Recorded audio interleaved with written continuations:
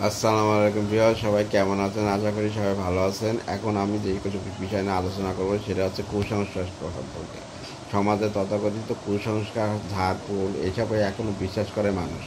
এরকম কোটি কোটি দেখা যায় যে মানুষকে পাগল বানানোর জন্য কী চেষ্টা, এগুলো কিন্তু আসলে কাজ হয় না। আসলে হচ্ছে আপনার রোগ হয়েছে, সেটা আইডেন্টিফাই করতে হবে, তার জন্য ডাক্তারের কাছে যেতে হবে, ডাক্তারের কাছে গিয়ে ওষুধ খেতে হবে।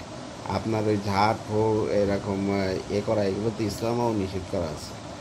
আর হ্যাঁ, এটা ঠিক আছে যে সূরা ফাতিহা, সূরা ইখলাস এটা পড়ে নিজে গায়ে মুখ ফু দিলে নিজে নিজে পড়তে হবে, অথবা পিতামাতা যদি পড়ি ফু দেয় তো সেটাই কাজ হতে পারে, ও কাজ হতেও পারে নাও হতে পারে। সুস্থ করার মালিক হচ্ছে আল্লাহ পাক।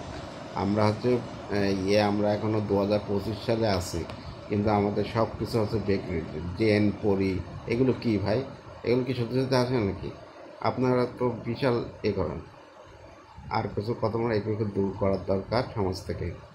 ধন্যবাদ।